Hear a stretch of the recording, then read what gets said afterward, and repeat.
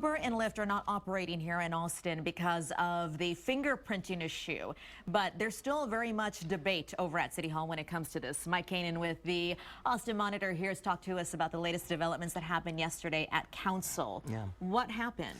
So council members are looking for a way to spur other TNCs, transportation networking companies like Lyft and Uber, to operate in the city. I think that they see a clear need there. I think most of the city sees a clear need there.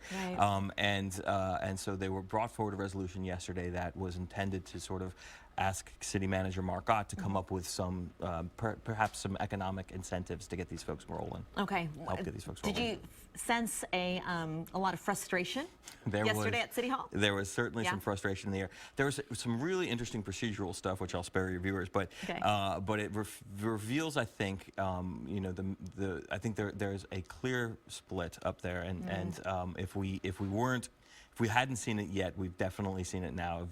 A fractured sort of position here between at least council members Troxclair and Zimmerman and the mayor over how this is going to go down. And I think that the procedural move that the mayor employed yesterday, which clearly frustrated Councilmember Troxclair, who talked to our reporter late yesterday after this happened in the morning. I believe she talked to him well into the afternoon. Was still frustrated about how things had happened, and I feel like there's a recurring theme here, and I think if you asked Councilmember Troxclair, she'd say that she feels like her voice isn't being heard. Oh, wow. And I think that she feels, and certainly Councilmember Don Zimmerman feels, that their constituencies, the folks that they represent, the folks that they feel that they represent, which may be on the more conservative end of the spectrum, aren't being heard. Okay. That brings me to my next question of Uber and Lyft. When I had the mayor on here a few weeks ago, he wouldn't talk about whether he is actually still talking to Uber and Lyft. Yeah. I'm wondering if you have any insight as far as what's happening with them. Well, we know that,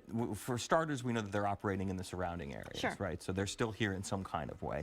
And the funny thing is, our editor got called as part of an Uber poll, and so we know that Uber's asking some questions. Really? And yeah, and so I think that there are some folks out there that are trying to gauge the sentiment of the city when it comes to council and Uber. And I think it's worth noting that after this election, so I think people quickly turned on council. The vote was clearly supportive of council. But then, people are like, we're left without Lyft and Uber. Who's to blame? Thousands of emails to council members about how upset they were about Uber and Lyft. So it continues. It's not ending anytime soon. Not anytime soon. All right, Mike.